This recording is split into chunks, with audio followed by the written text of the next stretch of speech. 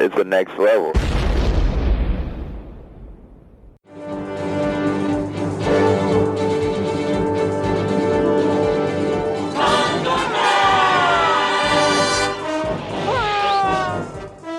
Panels to Pixels Condorman 1981 movie review.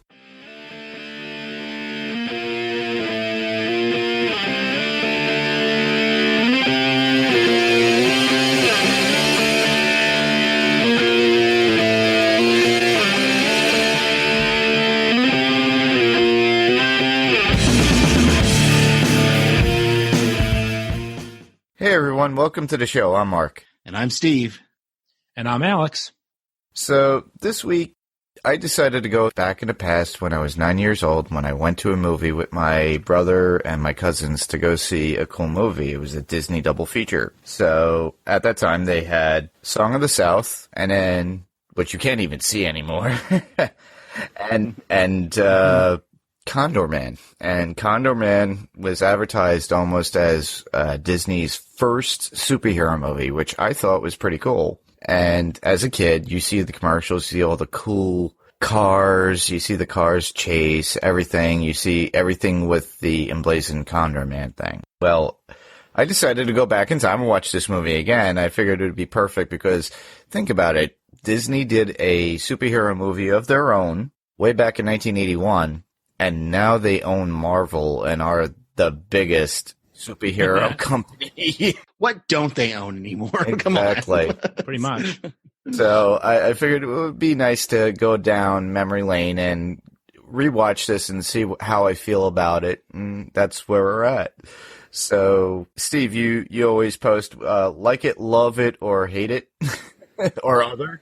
Well, other. I don't want to say hate it because, this is the thing for me. When you brought this movie, as soon as when you said Condor Man, I went, I vaguely remember, I have a vague memory of this movie of a guy in a condor suit who was like a comic book drawer. I could remember that he was like a comic book artist or something like that. I didn't know the exact detail of the plots or anything. And when I looked it up and read the IMDb description of it, I was like, oh, okay, I have this vague recollection. I'm sure I must have gone to see this because I would have been 11, 10 or 11, depending on what part of the year the movie came out. And so I definitely would have gone to see it because this is right around the time, would have been before Wrath of Khan and before Jedi, but still in that same ballpark of early 80s when me and my friends would ride our bikes to go to the movies. And so I'm sure I saw this in the theater, and I have, like I said, I have a vague memory of it. Or at least knowing that it existed. And, maybe for me that if there had been more of a nostalgia element, it would have made the memory better for me. I didn't have that. And, this didn't bring back that 80s nostalgia for me. Okay. That's cool. Basically, I just remember it as a kid and wanting to see it because of the cool stuff I saw in the commercial. That's what I remembered. And I'm like, oh, I want to go back to that. And they actually released this on DVD back in the early 2000s. And I had a copy. Oh, wow. I figured, why not? Nice. Drop it in. I guess there was a reason why I didn't watch it again, because it's one of those things that didn't grab you all the time, but I did enjoy what I saw here and there. When I was in the theater, I think I wanted so much more, but all we got was that James Bond element that was there for this film. And I enjoyed it because I grew up on Bond. My father loved James Bond, so I enjoyed it for that. It was basically Disney's attempt at a comic book character long before, like I said before, they acquired Marvel. I wonder if they'll include this in the library. Yeah. I want them to, start making more. Of this? Oh, it should have been an Endgame. I mean, come on. Yeah, imagine him in Endgame. I'm here, guys, flapping. Hey, look, I can do it. Yeah. But honestly, it didn't hold up well for today's standards, when watching it again, but it was fun to watch as an adult to reminisce about it from when I was a little kid. So I can understand a kid watching it who was very young. I wouldn't say any kid that was like maybe 8 or whatever, probably about 5, and they would probably enjoy it to some degree because kids today want so much more from what we get out there. So, but for me, I just reflected, and it was interesting to see again. It had its cute moments, and it was funny. So that's what really kept me watching as I watched it again. Well, I liked it. I don't remember it at all, but when I looked on IMDb, I saw that you have a Bond girl, you have the Phantom, and you have Teen Wolf Dad. I mean, you have Condor Man. What more can you want? But watching it, like you said, I was surprised that it was a Disney movie, but I think that it really, it grabbed me in the sense of, it felt like one of those movies on a weekend that would come on and you just have fun with it. Not a lot of investment into it, but it was just it had a lot of, the elements that they had were, when they did it well, it was great. But when they didn't do it well, it was just cheesy. And that's what made it so good. Yeah. Or fun, or something of nostalgia to look back at. I'm not saying we're going to go back and watch Howard the Duck from the mid-'80s. If you want, we can. Because I found that funny, too, when I went to go see that. And I thought, the one thing I thought about that movie is like, this isn't the Howard Duck I remember from the comics. Right. But yeah, it was an interesting idea. I just came up out of the blue because with all this whole Disney thing now, Disney Plus is coming out. It'd be funny to see this actually drop on Disney Plus with all the Volt stuff that's going on. Absolutely. But it would definitely open up doors to other kids that are out there today that are growing up on Disney, and I'm sure that parents want them to watch movies that they couldn't get on Blu-ray or DVD that for a long time were in the vaults. Mm-hmm. Yeah, this could be one that I could see some people having fun with it. But what about some specific moments, Mark? I know you probably have some of the best memories and best thoughts of this. You and Alex obviously have a better shine to this movie than I did. But I'd love to hear, what are those specific moments that stood out to you that you really liked or enjoyed? Well, definitely the gadgets, the Condor Man costume with the wings. Come on. That was perfect. The boat with the whole Condor Man suit, because it had the feathers and everything else in it, and then the car itself and all the little things. The plucky attitude of the character himself, he's not a spy. He's like one of those guys that just has a friend that's in that industry and gets thrown into this mess, and he has fun with it. And you could see that he is definitely a comic book artist and wants to see his stuff come to life. And he is, and he's making that happen, and he's just having fun with it, which I thought was pretty cool. Yeah, and I agree with you on some of that, and I'll just take a counterpoint for a little bit of it, because for me, there's a lot of I like the Walter Mitty aspect of it, that the idea of the ordinary guy who's kind of thrust into these situations. In that first fight scene, especially, we see that where we see he's kind of this bumbling guy who kind of he stumbles into triumphing in that fight.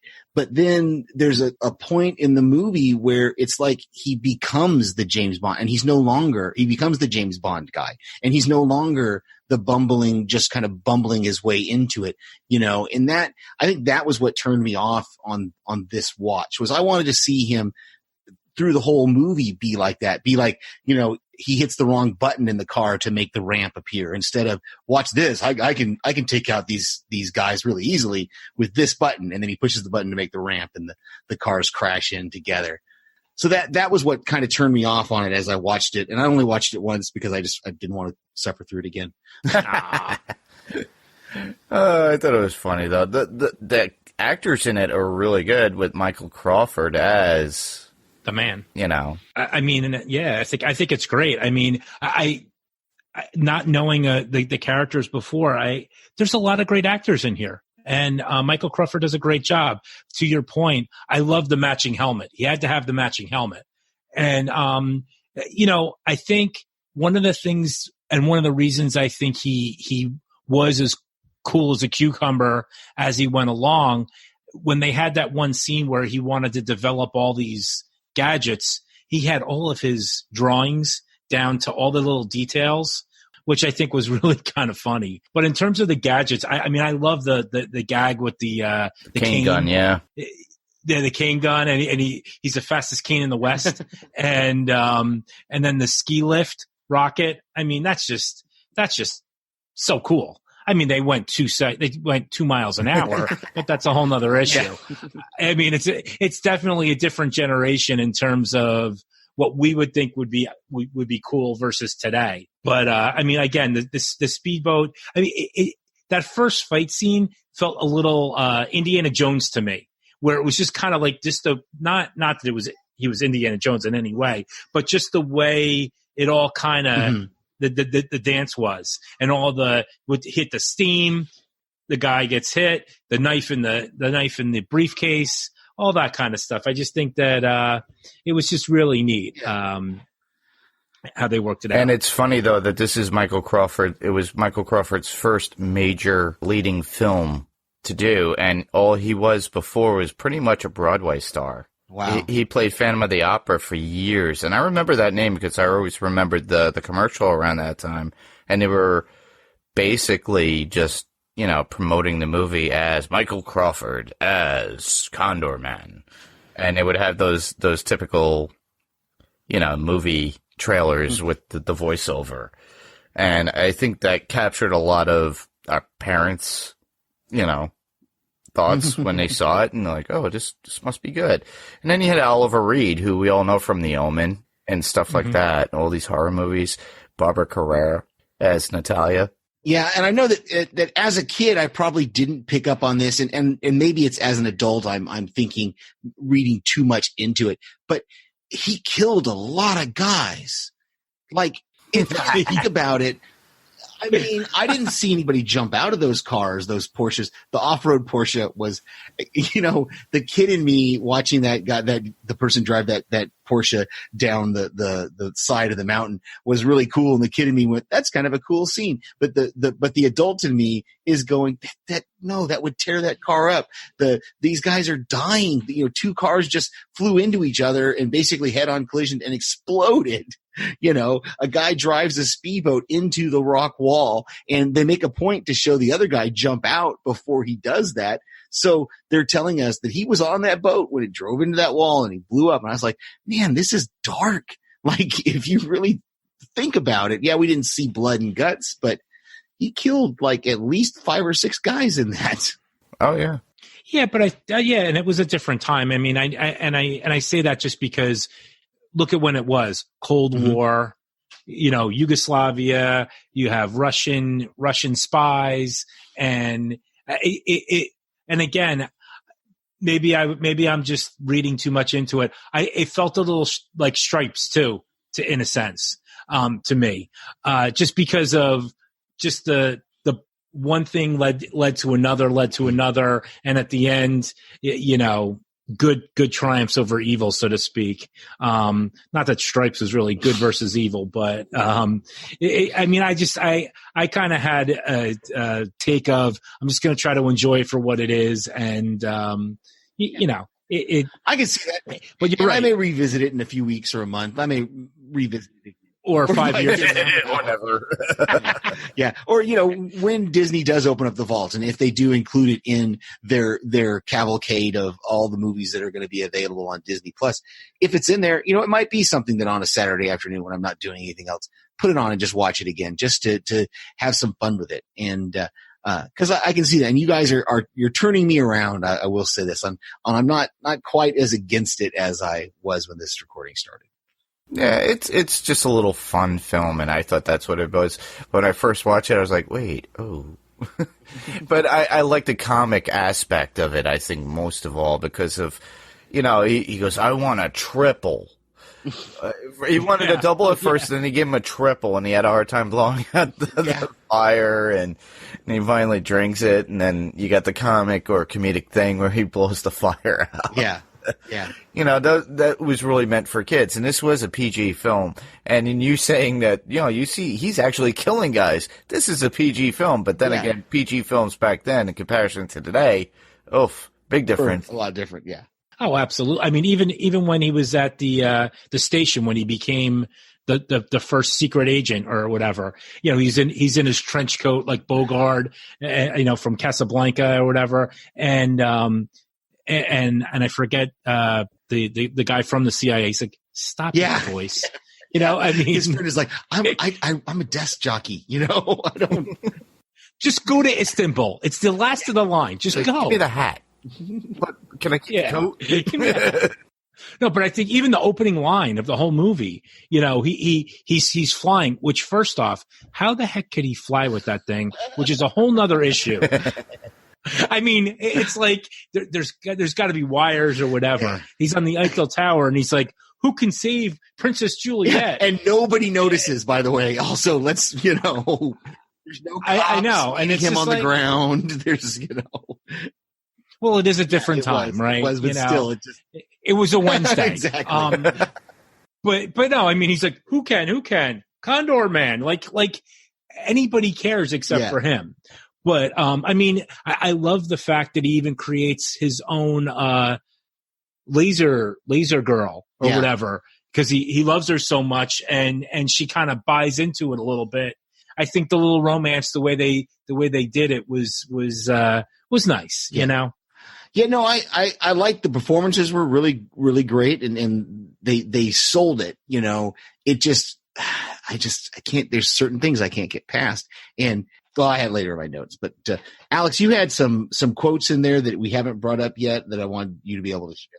Oh yeah, no, I mean, and I think it's so funny that you were talking about it, because we talk about different shows like Walking Dead and all these other different shows that are pretty violent and pretty graphic.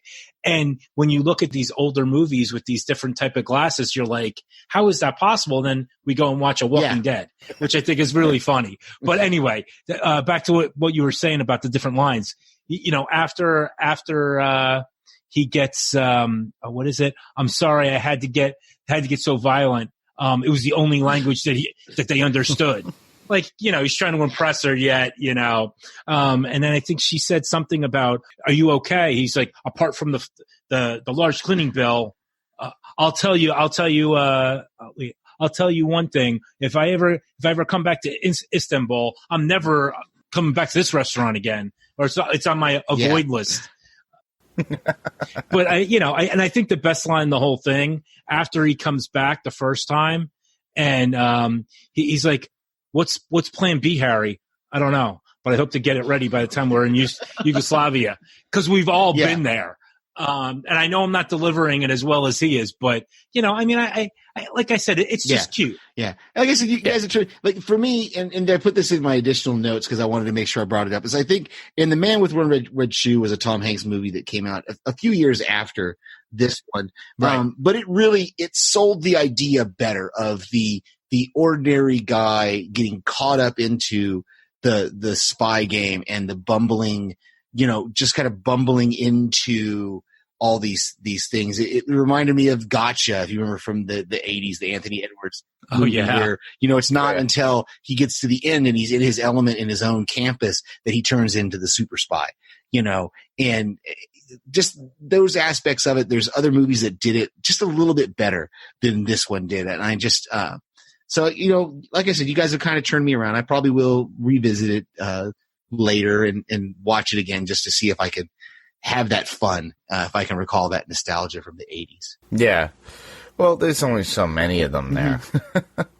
But, I think to Mark's point, I think it brings back a different time. You talk about a Disney movie, you talk about, there's like that whole era that just was good, clean fun. Yes, I know people died and everything else that you like to point out. I didn't really consider them dying. I know that maybe it's just my Demented. Yeah, no, that's what I meant though. As a kid watching this movie, it doesn't even occur to you because you gotta understand. I'm totally with you on this point. This was during the time of the A-Team TV show where they fired thousands of bullets at each other and nobody ever got shot. BA got shot once in one episode, and they had to make a big deal out of how they were going to treat his wound. But other than that, they're shooting all these bullets and nothing's happening. And it's the same with these characters, these no-name characters that are driving these Porsches, that we don't even think about the fact that, hey, that car just blew up, and I didn't see the guy get out before the car blew up. The guy drives the speedboat. We don't see it, and it's because of the less graphic nature of the violence to the individual person. We don't key in on it until we're older, I think. The only criticism, not the only, but the biggest criticism I have of the whole movie, which is the laser gun. I mean, was he a stormtrooper? Well, he couldn't shoot. I mean, it was a cool gag. It's just for today's standards, it was bad. But it was so bad that it was good. That's why I think that's why I'm enjoying it more than I thought I would. And again, I don't know if I'm going to revisit it anytime soon, Steve. Trust me, it's not. I've seen it more in the last 24 hours than I think I've seen anything in my life. But yeah, I mean, I just thought that was so neat. He's like, I finally got my laser. He was so happy that he got all of his toys and he got to play with them. They actually work. Yeah. So I just thought that was great. Yeah, I just enjoyed the idea of like going back, looking at it, and having that campy fun that we did in the early 80s. And I don't think we get that much of that anymore. There's a lot of adult overtones going on in a lot of movies nowadays. And, I think I actually brought it up to my niece, and she just read it and looked at me and said, no. She goes, no, Uncle Mark, sorry. They don't, well, how can I explain this? I think like TV shows like Stranger Things and some of these other TV shows that are revisiting 80s kind of themes, but they're doing it with the better budget of today. And so when we show them, I can't remember what it was. I just watched something recently that did hold up really well. But most of them don't hold up well. When you watch Stripes, it holds up well because of the comedy, because it's so funny. Yeah. And those guys, it's classic, and those guys were so good, and the first Police Academy movie, those kind of movies, they hold up in today's, even though they were 80s movies, they hold up in today's TV and movie world because they were so good. And this one just didn't have quite the quality that some of those other ones had. But there's other movies that don't hold up also. Go ahead. I will say this also. I mean, I could see them, and I know you guys are going to laugh at me. I could see them totally slipping this into the new universe. They could really make this into something with the new graphics and the new budgets that they have. Heck, if they can make Shazam look awesome, they can make this. I mean, come on, guys. But I'm just saying, with all the gadgets that they could come up with, it's a perfect fit for that. That being said, it would be a complete overhaul. Of the gadgets. But I think the storyline, a comic book guy. I mean, they have that where you have a person taken out of his normal thing, put into a different situation, love interest, boom. That's a plot for a lot of movies. Yeah, and oddly enough, you brought up Shazam. Both Steve and I watched that, and it had that humor to it, similar to this. Right. But it had the appeal of everything that's going on, and it had a little bit of adult humor. And you brought it up too with the what was it, the killing? Yeah, in Shazam. Shazam is super dark, and it was funny because I remember some friends of mine went to see it with their teenage son, and her husband had told me that, Steve went and saw it, and he said it was super dark. And she came back and said, what was dark about it? And I'm like, the first thing he does when he walks in the boardroom is he kills his brother. He throws him out of a window. How is that not dark? They eat a whole boardroom of people. Now we're talking about Shazam. But anyway, Regardless, I'm just saying in comparison, you know. And that's the thing is it's different times, and I think this is just one of those movies that it doesn't hold up well from the time it came out. Oh yeah, correct. no. Yeah. But that's why I think it makes it so good. Sure. Yeah. Oh yeah, there's absolutely. I mean, look at What Hot American Summer, how huge it was, and Right. people loved it. It came out in 2099, and it was going back to that 80s kind of formula and stuff. So yeah. Yeah, no, I mean it has its moments. The moments that like I said before, the moments it had are great. The moments that it doesn't do so well, Yeah. I mean, when they're dressed up as the Sheiks, I mean, the fact that he has that Condor Man outfit underneath it, I mean, it just it makes it even. It's typical in a great way 80s type comedy that you're just like, yeah, that's what he's going to do. Of course, that's what he's going to do. Yeah, you convinced me. I only watched it once, so I may here in the next few weeks or a month or so, I may revisit it again just to watch it to see how much fun it is. Well, I was thinking you have nothing to do on Sunday night, right? After this week, we'll have a couple of weeks before Fear starts. So, I meant this Sunday because I know you're not. No. I think we're all going to be together. We all got a big plan for this weekend. So, but I like I said, it's not the end all to be all, but it's a shame that this younger generation didn't have the newer generations, I should say, don't have what we had as kids. Well, the innocence of it, I think. Yeah, it was really boils down to. And I know 10, 20, 30 years from now, people that are our age are going to look back at this time and say the same thing. Yeah, but, they'll look at Endgame or Infinity War and go, exactly. Look at those effects. They stink. Exactly. I mean, pretty soon you'll be in the movie yourself somehow. You have to actually watch this on a screen? Exactly. It'll all be 4D. Yes, you'll all have glasses. But yeah, no, I mean, I just think that it was interesting. That's for sure. Definitely a watch. Yeah, I just brought it out of nowhere. I figured that this would be a cool filler episode for what we've been doing because obviously, Game of Thrones is something that we all watch, and that's coming up this weekend, as Alex pointed out, of like a group watching. And on top of that, there are other new things that are coming out we want to see. I would love to see Brightburn, which is like pretty much Superman evil. Yeah, I saw the trailer for that in something I recently watched. So, And on top of that, we got Spider-Man Far From Home.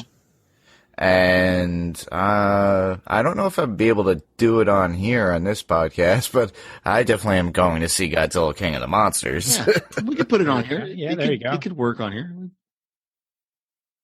I mean, you're the man, so you can put on whatever you want. Exactly. So He's sort of a comic character, but we'll see. But yeah, and then I think Steve and I are planning on we were talking about it just before we got on about The Crow. Yeah, the original. And it's 25th anniversary of The Crow coming out. And I remember seeing that in the theater, and that was really good between the soundtrack, the story, and everything else. So we're going to dive into that hopefully sometime soon. And I think it was the Matrix anniversary was this week. I think I saw it pop up or something. Was it 20th or? Yeah, it would be. Yeah, it came out in 1999. So it would have been the 20th would be coming up or right around this time, I think. Yeah, I still remember that. My good friend and I saw it, and I just remember coming out of the movie theater, and our just mouths were on the ground. Like, what did we just see? Yeah. So future. Exactly. Very cool.